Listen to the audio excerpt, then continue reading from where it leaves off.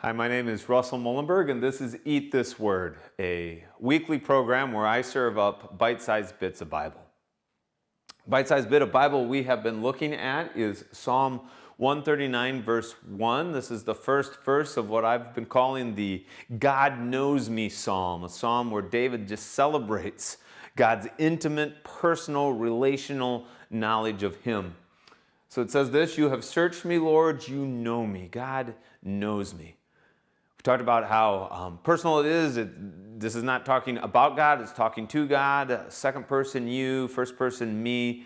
The structure of it, 4 stanzas, 24 verses in this psalm in total. And so the first 6 verses, God, you know me. Next 6 verses, God, you're with me. The 6 verses we looked at last week, God, you made me. And now the final stanza, God, I am for you.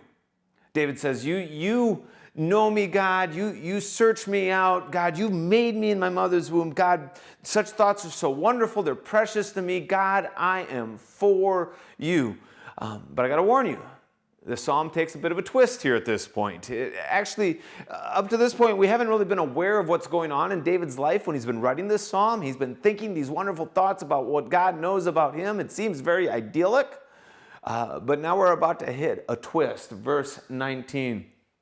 If only you, God, would slay the wicked.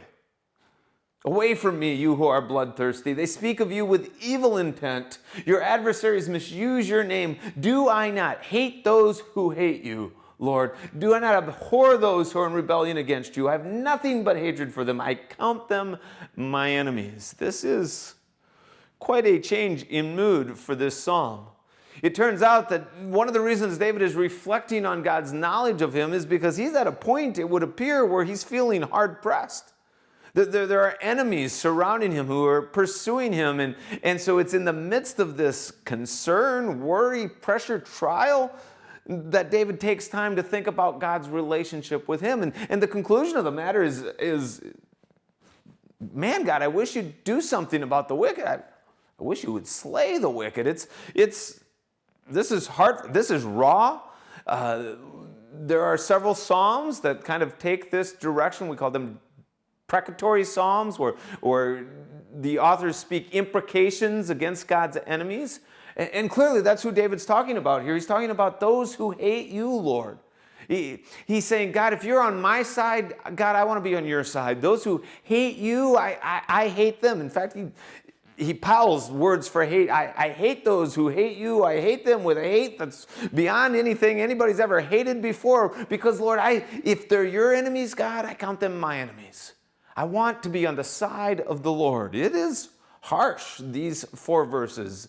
The sort of thing, if you have a picture of God as being a God of peace and a God of love, sometimes you find these things in your scripture that can shake you. These are raw emotions that David feels towards these people who are pursuing him, but he also sees them as lining up against God. But then, remember the 4+2 pattern I've been talking about? The stanzas, 4 verses kind of highlight the theme, and then the final 2 verses push it into hyperdrive. Well, here are the final 2 verses of this stanza, the final 2 verses of the psalm.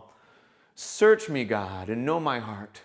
Test me and know my anxious thoughts. See if there's any offensive way in me. Lead me in the way everlasting. Here's what's just happened. David says, God, I hate those who hate you. God, I feel an enmity towards those who are your enemies. God, I want to see justice done against those who oppose you. And God, what if I'm one of those people?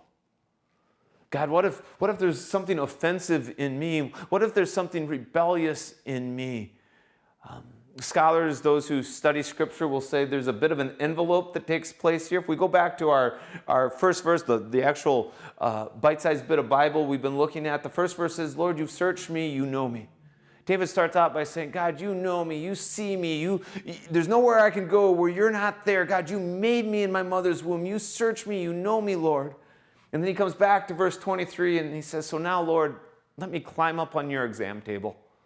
Let me lay myself open before you. Lord, search me. Know me, Lord. Examine my life. Because, God, I hate those who hate you, but I don't want to be one of those who hate you. And so that's our invitation here in Psalm 139. This is a psalm that celebrates our intimate, personal relationship with God. God is a personal God. He knows you. He sees you. He made you in your mother's womb.